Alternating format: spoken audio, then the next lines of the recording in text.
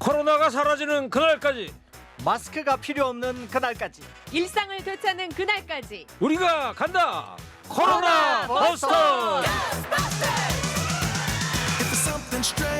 코로나 잡으러 나왔습니다. 코로나 버스터즈 1호 중앙대 약학과 서울대 교수님, 2호 과학전문 코로나 전문기자 강양구 TBS 과학재난팀장, 3호입니다. 그냥 최지은 아나운서입니다. 예, 네, 안녕하세요. 반갑습니다. 반갑습니다. 네, 오늘은 웬일로 3호라고 소개를 해주셨네요. 감사합니다. 약간 변화를 좀 꾀야 맨날 똑같이 소개하면 재미가 없잖아요. 예, 자 오늘도 지금 코로나19 유튜브로 얘기. 핑크 돼지 왔다고. 다들 그러니까 좋아하시네. 오늘 의상 너무 예쁘네요라고 주셨는데 감사합니다. 그것만 보이세요? 오늘 점심 때 제육볶음 먹었어요. 이런 분들 계시던데. 어떻게 알았어요? 제육볶음에 고등어 조림에 달걀말이에 또 뭐 먹었더라? 아니 최지은 아나운서가 그걸 먹었다는 먹었다고요? 거예요? 아니 청취자께서 아. 핑크 돼지 나왔다 하면서 제육볶음 먹었어요. 그러니까 오늘 핑크돼지는 아까 말씀드린 거 다 먹었습니다. 많이 어휴. 먹었죠. 너무 배가 불러 지금. 어이구 어떻게 다 먹어 그거를. 졸려요. 그래서 너무 맛있게 잘 먹었습니다. 자, 코로나19 얘기 좀 해볼 텐데 50원의 유료 문자 샵의 0951 TBS 앱 이용해서 궁금한 점 많이 보내주시기 바랍니다. 아 그래서 제육볶음 냄새가 나는구나. 아 그래요? 네. 사탕 좀 들어요. 이거. 알겠습니다. 네. 예.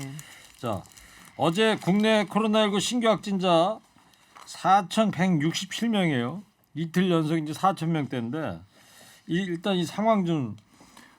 예, 지금은 우리나라 방역 상황이 모든 점에서 다 좋아지고 있습니다. 단지 하나만 해외 유입이 좀 많다는 거예요. 해외 유입이 지나온 토요일부터 200명대 이상이 계속 나오면서 오늘은 역대 최고치인 391명이 나왔습니다. 그러니까 391을 빼면은 오늘도 사실 3,000명대다 이렇게 그러네요. 볼 수 있습니다. 그리고 확진자 수도 줄어들고 있고요. 왜 이렇게 많아요? 해외 유입자가? 최근에 이제 그 라스베가스에 있었던 CES? CES나 그다음에 우리 국내 이제 제외에 계신 국민도 많이 이제 들어오시고 그 아마 해외에 또 해외 오미크론이 좀 대유행을 하면서 그렇습니다. 확진자 그렇습니다. 비율이 좀 높아진 건 아닐까요? 그럴 수도 있고요. 예. 또 하나는 오미크론의 병원성이 좀 약하니까 감염이 됐는데도 모르고 아마 오신 분도 있을 것 같고요. 또 탑승할 때는 PCR 음성 확인서 같은 거를 해야 탑승이 되는데 예. 그때는 미처 음성이었다가 한국에 와서 이제 확인이 되고 이런 경우도 있는 것 그러다 같고요. 보니까 유입자가 많아진 거다. 그렇습니다. 지금 유럽이나 미주 같은 경우에는 난리죠. 지금 오미크론 확진자 많이 늘어나가지고. 네, 난리인데 1년 전하고는 좀 다른 형태의 난리입니다. 이제 왜냐하면 확진 환자는 1년 전과 비교했을 때 거의 2배, 3배씩 많아서 굉장히 놀라운데 문제는 위중증 환자나 사망자는 작년과 비교했을 때 거의 10분의 1 수준이에요. 확진자는 대폭 늘었지만. 네, 그렇습니다. 그런데 이게 확진자가 이제 너무나 많이 늘어나고 있기 때문에 이제 의료 체계는 당연히 이제 긴장감이 있을 수밖에 없는 상황인데 그럼에도 불구하고 1년 전에 비해서 위중증 환자나 사망자는 거의 뭐 10분의 1 수준이기 때문에 이런 점들을 염두에 두고서 오미크론 변이가 기존의 코로나19 특히 델타 변이와 비교했을 때는 병독성은 좀 많이 약한 것 아닌가라는 전망이나 분석이 나오는 것들 그래서 때문입니다. 어제 중앙임상위에서 국내에 있는 오미크론 환자를 연구를 해서 결과를 내놨잖아요. 그렇습니다. 예, 어떤 내용들이 담겨 있습니까? 내용이 엄청나게 중요한 내용이 나왔는데요. 우선 그 전에 제가 이제 계속 메이저 언론하고 인터뷰를 안 하다가 메이저 언론요? 죄송합니다. 우리 이제 국내 주요 언론하고 아니 TBS도 메이저입니다. 제가 이제 월요일 날 지나온 월요일 날에 이제 인터뷰를 하면서 오미크론이 대세 주종이 되었을 때 방역을 좀 새 판을 짜야 된다. 이거를 제가 이제 제안을 했습니다. 조목조목. 그러고 나서 이제 수요일 날에 어제죠. 수요일 날에 그것을 이제 우리 TBS에서 방송을 소개를 했는데 코로나 특보 아침. 예, 아침에. 그런데 어제 오후에 중앙임상위원회라고 하면은 방역 당국에서 임상 부분을 담당하고 있는 부분이라고 생각하시면 됩니다. 그런데 여기에서 국내 오미크론 환자, 확진자 40명을 분석을 한 거예요. 40명을 분석을 해보니까 거의 50%, 20명 정도가 증상이 없어요. 그냥 무증상이고 확진자인데. 확진자인데 나머지 20명 중에서도 폐렴을 앓고 있는 분은 거의 없고요. 아주 적고요. 그다음에 감기 증상 정도 보이는 거예요. 감기 증상도 독감 정도가 아니라 환절기 감기 정도를 보이는 거예요. 또 추가 분석 90명, 추가 분석을 90명을 더 하고 있는데 이 90명도 비슷한 거예요. 결과가. 그러니까 130명 전체의 결과가 기본적으로 굉장히 경증이다, 무증상이다. 또 폐에 대한 손상은 거의 없다는 거죠. 그래서 어제 중앙임상위에서 뭐라고 얘기를 했냐면은 향후 2달 이내에 코로나가 종식이 될 것처럼 보인다. 그래서 관리를 잘하게 되면은 이 위기만 우리가 잘 극복하게 되면은 상당히 좋은 방향으로 갈 것 2달 같다. 뒤면은 지금 3월. 1월 중순이니까 3월 중순이죠. 3월 중순. 예. 그 아침에 진행하는 TBS 코로나 특보에서 설대우 교수님이 그런 주장하셨거든요. 3월 1일이 되면 우리가 코로나로부터 독립할 수 있다. 코로나 독립 3.1절 이 주장을 하셨는데 중앙임상위에서 발표한 내용도 크게 차이가 없다. 그렇습니다. 예. 예, 저는 이제 작년 12월 31일 날에 제가 그 전망을 했었는데 네. 어제 이제 중앙임상위에서 국민들에게 데이터에 기반해서 알겠어요. 상당히 계속- 희망적인 네. 계속 그 점을 강조하시네. 근데 상당히 이제 희망적인 말씀을 하셔서 중요한 거는 그 상황은 오미크론이 대세가 됐을 그렇습니다. 때 얘기고 그렇습니다. 아직까지 우리나라에서는 델타가 우세종이기 그렇습니다. 때문에 아직 경계해야 할 부분은 그렇습니다. 많다. 그렇습니다. 그래서 아직까지는 여전히 마스크 착용 잘 하시고 고위험군 그러니까 60대 이상이라든지 기저질환이 있으신 분들은 백신 접종 안 하셨으면 백신 접종하시고 뭐 이런 당국에서 권고하시는 그런 사항을 잘 지켜달라는 말씀 저기 여전히 설대우 드립니다. 교수님, 민생경제연구소의 안진걸 소장이 지금 이 방송 듣고 있다고 지금 연락이 왔대요. 예, 예. 설대우 교수님 신경 써서 방송을 좀 부탁드릴게요. 아침에 이분이 또 출연하시거든요. 제 방송. 화요일 날. 예, 예, TBS 코로노믹스 출연하시는데 거기서도 말씀이 너무 많아요. 이분이. 그 오미크론에 대해서 어제 중앙임상위원회 이 오명돈 위원장, 그러니까 서울대병원 감염내과 의사시죠.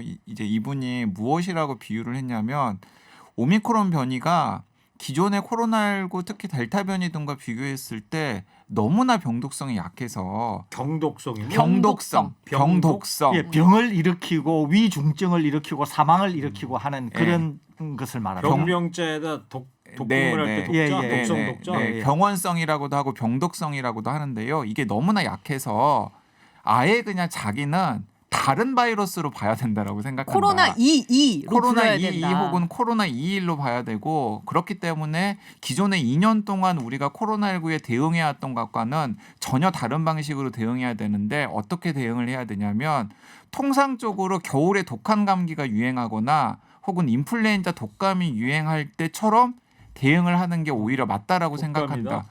라는 이야기를 했거든요. 그러니까 독감보다도 실제로 좀 자, 알겠어요. 그러면 상당히 좀 희망적이고 예. 고무적인 말씀들을 해주시는데 문제는 이 사회적 거리두기 앞으로 어떻게 할 거냐 아닙니까? 지금? 이게 이제 내일 발표가 되잖아요. 근데 이제 지금은 오미크론 변이가 우리나라에서 뭐 많아봤자 20%에서 25% 정도 수준이고 여전히 우세종은 만약에 걸리면 특히 60세 이상 같은 경우에는 위중증으로 이어질 수 있고 예, 델타 변이입니다, 예를 들어 여전히. 백신 미접종자 같은 경우에는 사망에 이를 수도 있는 델타 변이가 우세종이기 때문에 주의를 기울이는 게 당연히 필요하고요. 지금과 같은 방역 기준을 유지하는 게 필요하고 거기에다가 이 오미크론에 대해서 낙관적인 예측들이 계속해서 나오고 있기는 합니다만은 아직 우리가 오미크론이 실제로 우세종이 되었을 때 어떤 일이 생길지에 대해서는 뭐든지 확신을 할 수는 없잖아요. 돌다리를 두드리는 심정으로 네, 가야 그렇습니다. 하니까. 그래서 방역 당국은 상당히 보수적으로 접근할 가능성이 클 것으로 보입니다. 그래서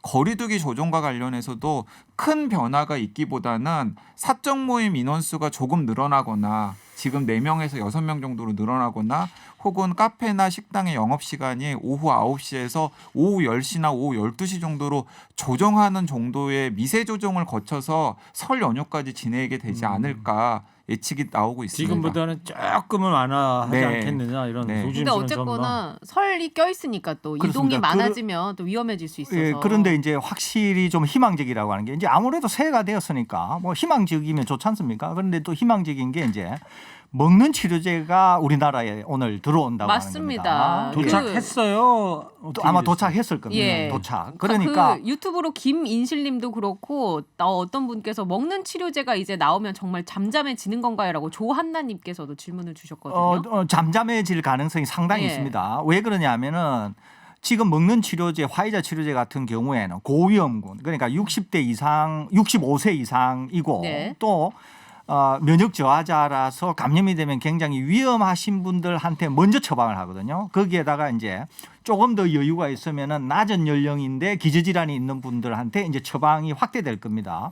그리고 더 들어오게 되면은 이제 처방 받은 분들한테는 다 이제 갈 건데 그렇게 되면은 재택 중이라도 약을 받아서 위중증화를 완전히 막을 수 있기 때문에 병원에도 여유가 생길 거고 기본적으로 위중증화를 막을 수 있으면은 이제 상당히 위험이 해소가 되는 것이거든요. 그렇기 때문에 만일에 오미크론의 병원성이 약하고 또 그 좋은 효과도 있고 거기에다가 먹는 치료제도 들어오면서 우리나라는 기본적으로 백신 접종률이 높은 모든 것을 다 감안한다고 한다면 게다가 어제 중앙임상위원회에서 발표한 것까지 고려하신다고 하면은 우리나라 상황이 상당히 뭐 좀 좋은 방향으로 갈 거다 예. 이렇게 생각할 수는 있을 것 같습니다. 네, 지금 2시 10분에 인천공항에 팍스로비드가 도착하면 바로 충북 오창에 있는 유한양행 물류센터로 5시 40분쯤에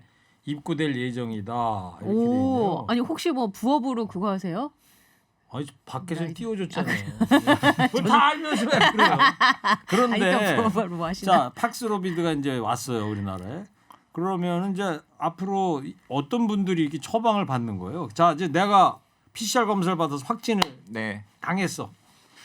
그럼 바로 주는 거예요? 어떻게 하는 거예요? 대상자이십니다. 60세 때문에? 이상이시기 때문에.